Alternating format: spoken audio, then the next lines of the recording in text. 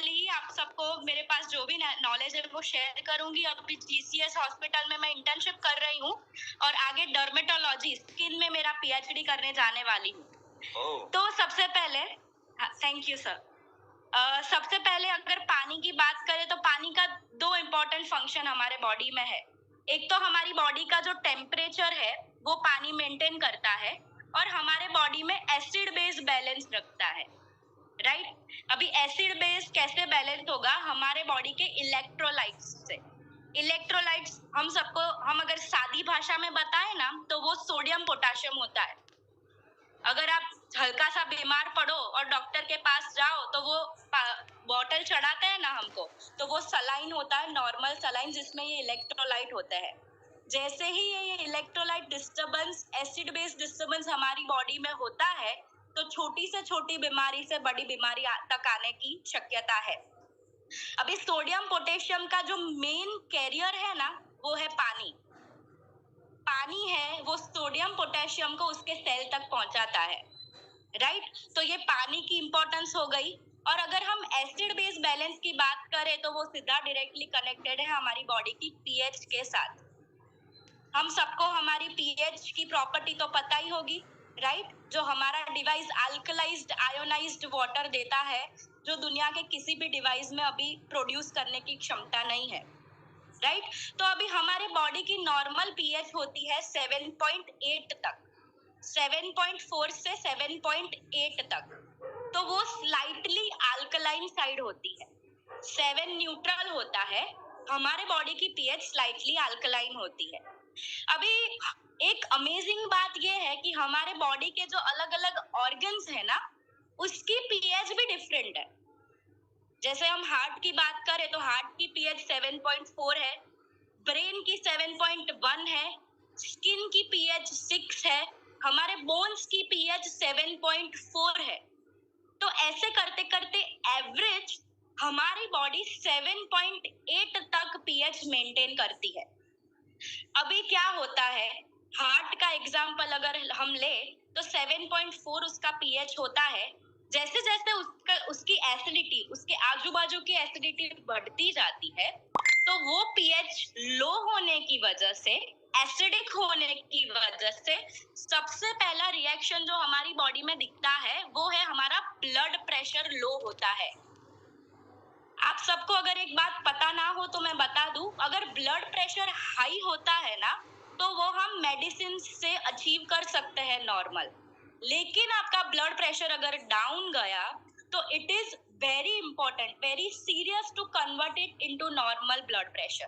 वो बहुत डिफिकल्ट है, इसीलिए ब्लड प्रेशर कम नहीं होने देना है।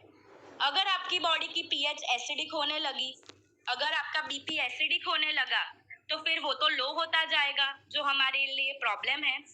7.88 पीएच, 7.88 पीएच पे जो आगे सारी पर्सनालिटीज ने हमारे सेल की बात की ना, तो वो सेल, नया सेल 7.8 पीएच पे जनरेट होता है, राइट। और एवरेज हमारी बॉडी 7.4 पीएच मेंटेन करती है।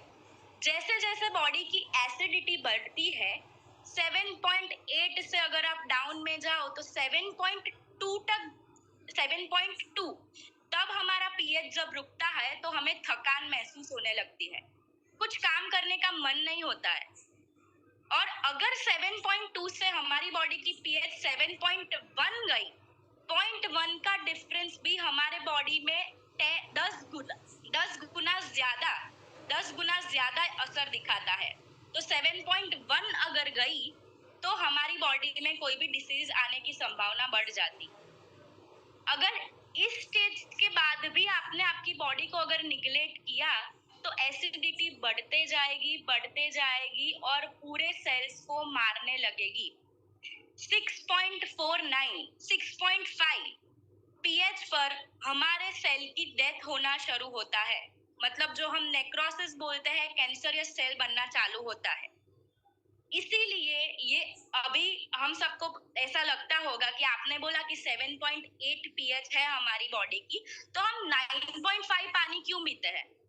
कभी आपको ऐसा क्वेश्चन हुआ है कि 7.8 है तो 9.5 क्यों पीते हैं? तो उसका क्लैरिफिकेशन मैं आज आपको दूंगी कि एसिडिटी क्यों बढ़ती है बॉडी में, राइट।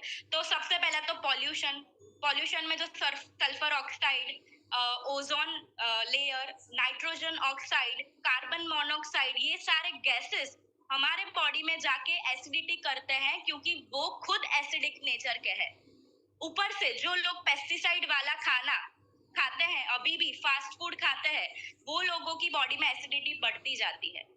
तो क्या आप लोग आपकी बॉडी को 100% एसिडिटी से बचा पाओगे? क्या आपके पास कोई ऐसा ऑप्शन है कि आप ऑक्सीजन सिलेंडर लेके घूमो, प्योर ऑक्सीजन ही आपकी बॉडी में जाए, कोई पॉल्यूशन ना जाए? ऐसा ऑप्शन हमारे पास है ही नहीं, हमारी लाइफस्टाइल पॉसिबल ही नहीं है। इसीलिए 9.5 वाला पानी हमारे बॉडी की अभी तक की एसिडिटी को दूर करता है और आने वाली एसिडिटी को प्रिवेंट करता है। इसीलिए ये डिवाइस में 9.5 हेल्दी अल्कलाइज्ड आयोनाइज्ड वाटर दिया हुआ है। एसिड बेस की बात तो हमने कर ली। दूसरी एक बहुत अमेजिंग प्रॉपर्टी मुझे जो लगता है कि जो ये डिवाइस का हार्ट है, जो ये डिवाइस का हृदय है, वो है माइक्रो क्लस्टर। और मुझे लगता है कि अगर ये प्रॉपर्टी ये डिवाइस में ना होती ना, तो ये डिवाइस का कोई मतलब ही नहीं है। आप सब अग्री करोगे? क्योंकि इसका रीजन है, आप कितना भी अच्छा पानी पी लो, कितना भी अच्छा हाई क्वालिटी का पानी पी लो, अगर वो आपके सेल तक पहुंचेगा ही नहीं, तो क्या वो असर देगा? नहीं देगा। डेस्टिनेशन पे पहुंचना इम्पोर्टेंट है, उसके बाद आगे जाके प्रोसेस शुरू होती है। तो ये अल्कलाइन और ओआरपी हमने जो देखा, वो तभी वर्क करेगा जब पानी हमारे सेल तक पहुंचेगा। हमारे बॉडी में कितने % पानी है? क्या कोई मुझे चैट बॉक्स में, अभी तो सभी लोगों को पता ही होगा, 72%, राइट। सबको पता है 72% पानी है। 72% पानी ओवरऑल बॉडी में है, ब्लड में 94% पानी है। रिसर्च ऐसा कहता है कि आफ्टर कोविड-19 पैंडेमिक जिन जिन लोगों को कोरोना हुआ है ना, उन लोगों में 60% लोगों में हार्ट अटैक के चांसेस बहुत दिखे हैं। जिनको कोविड हुआ है, जिन्होंने रेमडेसिविर का इंजेक्शन लिया है, कोविड की मेडिसिन ली है, उनको हार्ट अटैक होने के चांसेस बहुत ज्यादा बढ़ जाते हैं। हार्ट अटैक क्यों होता है? क्योंकि आपका ब्लड प्रेशर एक तो हाई रहता है।